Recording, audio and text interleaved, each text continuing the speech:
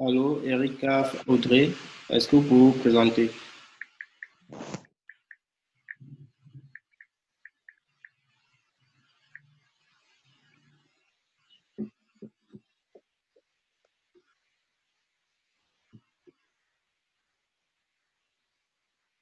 Une 39, 21h39.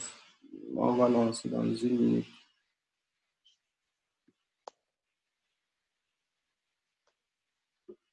On va lancer la formation dans une minute. Je commence à partager mon écran.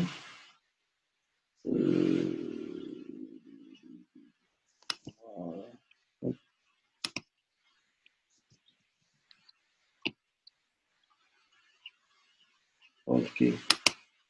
Dites-moi si vous voyez bien le slide. Si ce que vous voyez à l'écran, c'est le slide. Un retour dans le chat. Est-ce que vous voyez le slide de votre côté? Oui, oui, très bien. Ok, ok, super. Ok.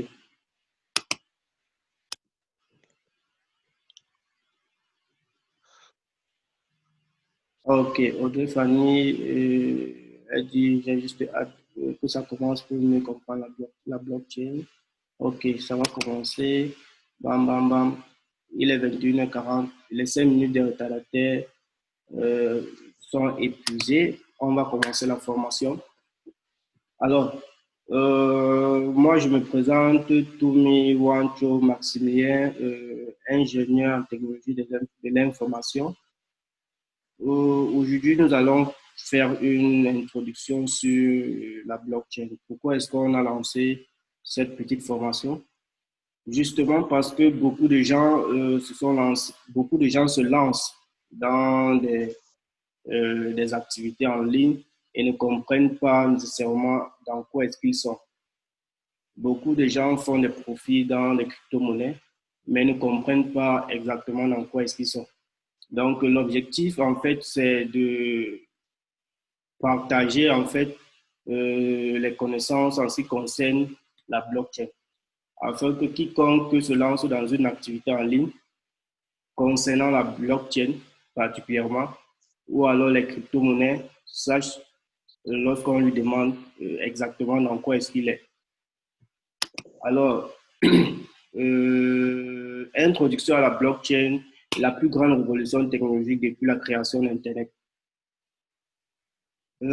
Internet, vous le savez tous, a changé notre façon à nous d'interagir. Grâce à Internet, il est facile aujourd'hui pour nous de faire ce Zoom. Grâce à Internet, il est facile pour nous, à partir de chez nous, appeler un frère qui est à l'autre bout du monde. Grâce à Internet, beaucoup de choses sont devenues possibles. Grâce à Internet, beaucoup de gens se font de l'argent. Grâce à Internet, énormément de choses sont devenues très faciles. Beaucoup de choses sont devenues très faciles. Beaucoup de processus ont été simplifiés. OK? Là, on fait une similitude avec la blockchain. Donc, on essaie, en fait, la blockchain et Internet sont deux technologies qui se ressemblent énormément. Énormément parce que, déjà, sur le point technique, les deux technologies, en fait, sont des technologies qui sont basées essentiellement sur des protocoles informatiques décentralisés. Décentralisés, pourquoi? Sur Internet, par exemple, Internet, voici comment lui fonctionne en fait. Il y a un serveur, OK, qui se connecte à un ordinateur distant. Et cet ordinateur distant, en fait, est celui qui est chargé de vérifier l'authenticité, la véracité de l'information qu'il reçoit. OK? Ici, sur Internet, il n'y a pas de gouvernance centrale. OK? Il n'y a pas de gouvernance centrale. C'est accessible à tout le monde. Ce sont les ordinateurs, en fait, qui sont qui sont connectés entre eux, mais pas forcément, si on veut dire, logiquement, sont connectés entre eux, mais physiquement, ça ne ressemble pas à un bloc central. Mais logiquement, c'est centré. Logiquement, c'est centré. Mais physiquement, c'est pas centré. OK? La même chose avec la blockchain. La même chose avec la blockchain. En fait, blockchain, OK, c'est deux mots. Block et chain. Bloc, ce sont des blocs, quoi. Ce sont des blocs. Et les blocs ici, dans cette technologie, représentent des bases de données. La chaîne ici, on sait à quoi la chaîne sert en fait. Ça sert à relier, ça sert à attacher, à relier deux points. OK, une chaîne sert à relier deux points.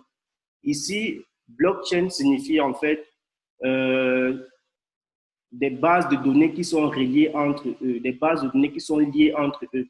Ces blocs représentent en fait des informations. OK? Ces blocs représentent en fait des informations. Donc,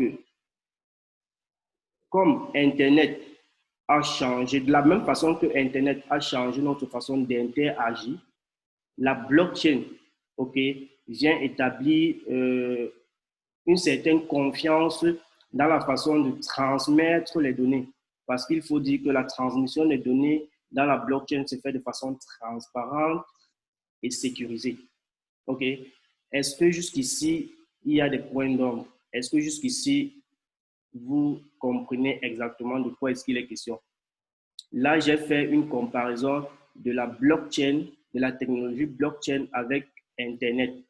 Pour vous dire, en fait, si vous sentez, OK, ou si vous avez senti l'impact d'Internet dans votre vie, OK, sachez que vous allez également, si vous vous investissez dans la blockchain, vous allez également sentir l'impact de la blockchain. Il est clair que chacun de vous voit autour de lui ce que Internet a apporté comme modification, comme facilité. OK? Alors, ne ratez pas surtout la blockchain. La blockchain, c'est vrai, c'est une technologie qui n'est pas encore appréhendée par le grand public, mais je vous rassure, c'est l'avenir. Aujourd'hui, vous vous investissez à fond pour comprendre c'est quoi la blockchain et rassurez-vous, demain, vous serez super content d'avoir pris à main le truc avant que ça ne soit vraiment un truc accessible à tout le monde. OK? Donc, c'est ça la blockchain. Introduction à la blockchain, je viens juste de faire une petite comparaison avec la technologie Internet. Donc, on va continuer en partageant quelques petites pensées. Quelques petites pensées.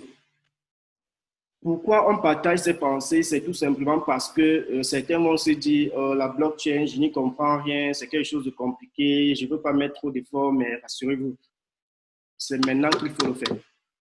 C'est maintenant qu'il faut chercher à comprendre c'est quoi la blockchain. Parce que si vous ne comprenez pas aujourd'hui, en fait, vous serez un utilisateur de la blockchain demain et non des gens qui en profitent réellement. OK? Et non des gens qui en profitent réellement. Donc, ce qu'on va partager en premier, c'est push yourself because no one else is going to do it for you. Donc, en fait, il faut faire le premier pas. Ce que ça veut dire, c'est qu'il faut faire le premier pas parce que personne ne le fera pour vous. OK? Si vous voulez monter les marches d'escalier, personne ne viendra monter à votre place. Il faut que vous sachiez comment lever le pied et pour poser sur le premier, le premier niveau d'escalier. OK? So, push yourself, il faut chercher à apprendre la blockchain, il faut être curieux par rapport à ce qui concerne la blockchain. Lancez-vous et cherchez à comprendre pendant que vous êtes dedans. OK? Ne cherchez pas surtout à comprendre à l'extérieur parce que en fait, la seconde pensée va justifier, en fait. On dit ceci. The greatest amount of wasted time is the time not getting started. OK? La plus grande perte de temps qu'un humain peut avoir, en fait, c'est le temps qu'il perd à ne pas commencer. Donc, plus vous perdez de temps à ne pas vous investir dans cette nouvelle technologie qui est la blockchain, plus vous procrastinez, plus vous perdez énormément de temps. Et vous perdez également une opportunité qui risque de vous glisser sur les doigts. OK? Alors, C'est que vous allez, si vous décidez aujourd'hui de vous lancer dans la blockchain, c'est à votre profit. D'où la dernière pensée, what you do today can improve all your tomorrows. Ce que vous ferez aujourd'hui, après ce slide, après cette formation, ok, doit soit, comment on dit, améliorer votre lendemain ou alors ne pas améliorer votre lendemain. Parce que si après cette formation, vous décidez de vous lancer dans la blockchain, de chercher à comprendre comment ça fonctionne en étant déjà dedans, c'est clair que vos lendemains seront améliorés parce que vous serez entré dans un écosystème nouveau qui n'a pas encore pris, qui n'est pas encore genre vulgaire. Et lorsque les gens viendront, en fait vous serez déjà très avancé. Et ce qui est sûr, les investissements de la blockchain sont des investissements qui vous amènent à la liberté financière, okay, qui vous apportent la liberté financière. Donc, on va passer au prochain slide. Une petite simple définition de la blockchain. La blockchain, c'est une chaîne d'informations partagée et sécurisée. Donc, comme je disais tantôt, c'est la blockchain, ce sont des bases de données qui sont liées entre elles. OK? Et dans la blockchain, lorsque une transaction est faite, ça veut dire quoi? Lorsque vous envoyez, par exemple, des bitcoins à quelqu'un, les détails de cette transaction, OK, est validé par un bloc de la blockchain et un exemplaire de ces informations-là est dispatché dans tout le réseau. OK? Est dispatché dans tout le réseau. Donc, ce qui fait que les informations de votre transaction n'est pas centralisées en un seul bloc, mais c'est disponible dans tout le réseau. OK? Donc, on va passer à une petite histoire. Comment la blockchain fait pour, en fait, d'où est-ce que la blockchain vient? Pourquoi est-ce qu'on en parle? Pourquoi on parle aujourd'hui beaucoup plus de crypto-monnaies et tout ce qui va avec et tout son écosystème? Donc, on va partager ensemble une petite histoire. Donc, histoire raconte. Il est dit que la blockchain a commencé en 2008 par une personne, un individu ou un groupe de personnes. Donc, ce n'est pas encore identifié. On ne sait pas si c'est un individu ou on ne sait pas si c'est un groupe de personnes. Mais tout ce qu'on sait, c'est que ce groupe de personnes ou cet individu porte le nom de Satoshi. OK? Ce groupe de personnes ou cet individu porte le nom de Satoshi. Donc, ça a commencé en 2008. Et le premier bloc la première crypto-monnaie qui a été propulsée à partir de la blockchain, en fait, c'est le Bitcoin, dont le premier bloc a été lancé en 2009. OK? Donc, le premier bloc a été lancé en 2009. Pourquoi est-ce que cette crypto-monnaie naît en 2008? OK? Pourquoi est-ce qu'elle naît en 2008? Elle naît en 2008 suite à une crise financière que nous allons tous ensemble découvrir dans ce document. Donc, en fait, ça, c'est Binance. Ça, c'est le site académique de Binance. Et Binance, c'est l'une des plus grandes plateformes d'exchange. OK? Donc, là, elle parle de la crise financière de 2008. Donc, on va pas lire tout le document et je vais partager le lien avec vous pour que vous puissiez le lire de vous-même. Donc, là, elle parle de la crise financière et la naissance des cryptos. OK, on va s'attarder sur la dernière partie. On va lire ensemble, en fait. Alors que la montée de la crise financière en 2008 avait mis en lumière certains des risques liés au système bancaire traditionnel, 2008 fut également été l'année de naissance du Bitcoin, la première crypto-monnaie à avoir été créée. Contrairement aux monnaies fiduciaires, les monnaies fiduciaires, c'est rien d'autre que le dollar, l'euro, le franc CFA, le naira, etc. Tels que le dollar américain, le livre sterling, le Bitcoin et la plupart des autres crypto-monnaies sont décentralisées. OK? ce qui signifie qu'ils ne sont pas contrôlés par un gouvernement national ou une banque centrale.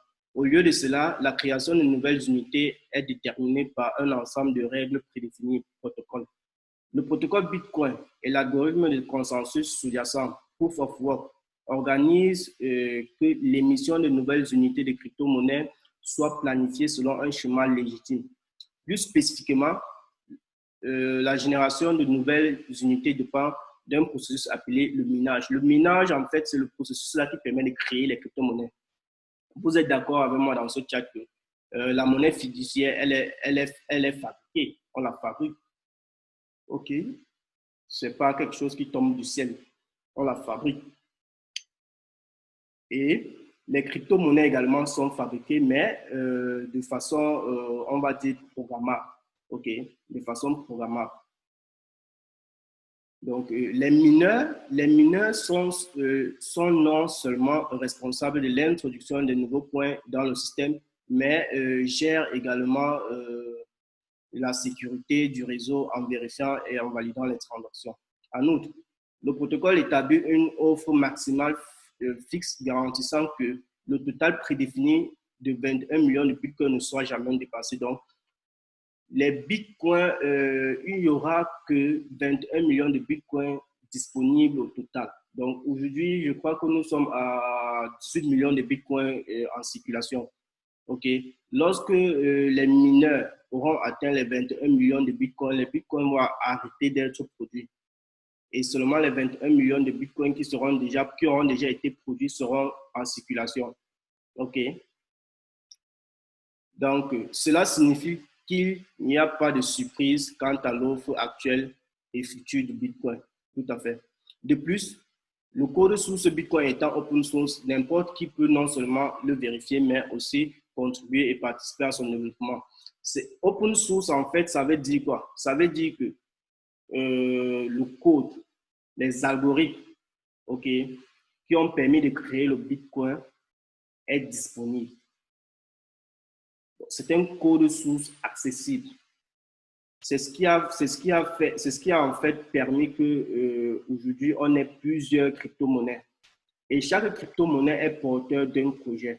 Le Bitcoin, lui, il est porteur d'un projet. Et le but principal du Bitcoin, en fait, c'est comment dirais-je, c'est de détruire le système financier actuel, de détruire le système financier traditionnel, parce qu'il a été créé après la crise de 2008. Lors de cette crise de 2008, okay, les gens qui avaient leurs capitaux dans les banques, okay, ont vu leurs capitaux bloqués. Certaines banques ont carrément fermé dû à cette crise. Imaginez-vous, vous avez votre argent dans une banque, et vous ne pouvez plus avoir accès parce qu'il y a une crise lambda. Donc, des gens se sont indignés, ils ont dit, c'est pas possible que nous ayons notre argent, que nous avons travaillé, on dépose dans une banque et aujourd'hui, parce qu'il y a une crise, on n'a plus droit, on n'a plus accès à cet argent. Ils sont assis, ils ont créé une monnaie qu'on appelle le Bitcoin, qui est la monnaie du peuple, par le peuple. Parce que les bitcoins est créé sur la technologie blockchain et la blockchain est décentralisée. Ça veut dire qu'il n'y a pas de système central qui contrôle cette monnaie. Cette monnaie peut être produite par moi, peut être produite par vous.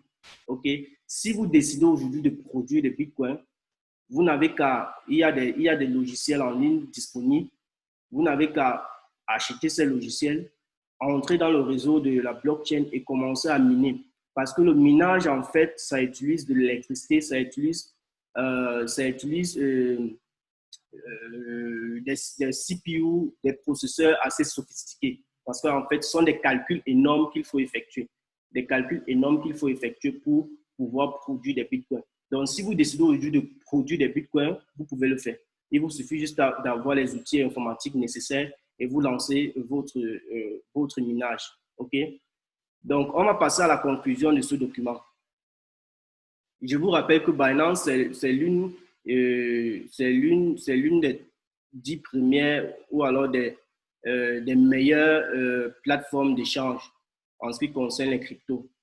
OK. Bien que 10 ans se soient écoulés depuis la crise financière de 2008, le grand public n'a pas oublié que que à quel point, autant pour moi, le système bancaire international était fragile et en réalité, nous ne pouvons pas l'avancer avec certitude, mais c'est probablement l'une des raisons qui a conduit à la création d'une monnaie numérique décentralisée telle que le Bitcoin.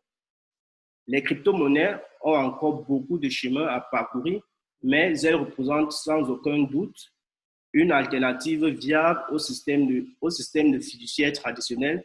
Donc, fiduciaire, comme on disait tantôt, c'est nos monnaies avec lesquelles nous sommes habitués, donc l'euro, le dollar, le yen, le livre sterling, le franc CFA, le naira. C'est ça qu'on appelle monnaie fiduciaire. Et pour rappel, ces monnaies fiduciaires ne sont légales qu'à partir du moment où c'est un gouvernement qui accepte, qui adopte la monnaie. Donc, vous pouvez faire des petites recherches.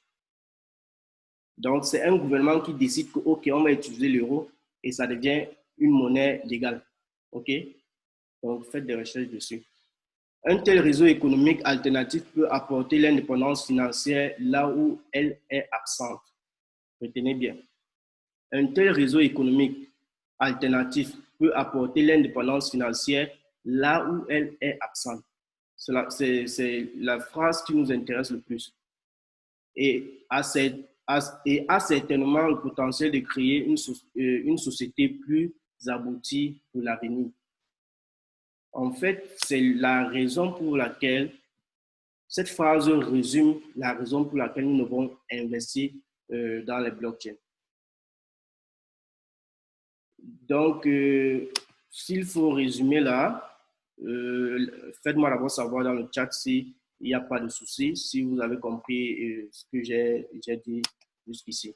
Un retour dans le chat pour que je ne sois pas en train de vous perdre. Un retour dans le chat, juste pour me rassurer si c'est bon de votre côté.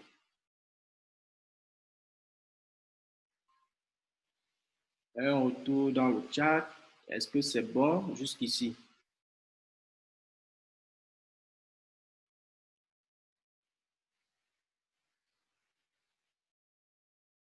Ok, on a, ok, 5 sur 5, ok, super, on continue. Ok, donc ça, c'est l'historique de la blockchain, ok, ça c'est l'historique de la blockchain. On sait d'où vient la blockchain. Donc, on va continuer. Comment est-ce que la blockchain, comment est-ce que ça marche? OK? Comment est-ce que ça marche? C'est quoi la blockchain exactement? OK? On parle de système décentralisé et tout le reste. C'est quoi en fait? Donc, je vais passer une petite vidéo de quelques minutes et on va juste regarder et revenir après pour faire un petit commentaire, un tout petit commentaire.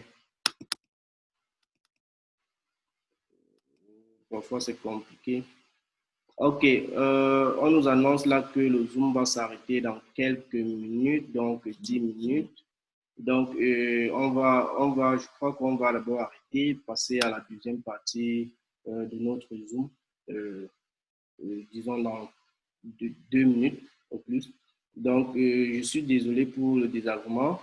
On va d'abord arrêter à ce niveau pour genre 1 minute et puis relancer. Donc, si vous m'avez écouté, laissez-moi juste un signe dans le chat pour que je me rassure que vous êtes d'accord avec moi qu'on doit arrêter le Zoom pour quelques minutes et relancer. Donc, le lien sera le même lien. Vous n'avez qu'à vous connecter une fois que j'ai arrêté le Zoom. Vous comptez juste jusqu'à 5 et puis vous vous reconnectez. Donc, j'arrête le Zoom et puis je relance. Un retour dans le chat pour me rassurer que c'est OK de votre côté.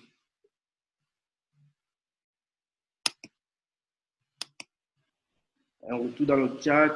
Est-ce que c'est OK? On va arrêter pour quelques minutes et puis relancer. OK. OK, on va arrêter et on va relancer la deuxième partie de notre présentation tout à l'heure.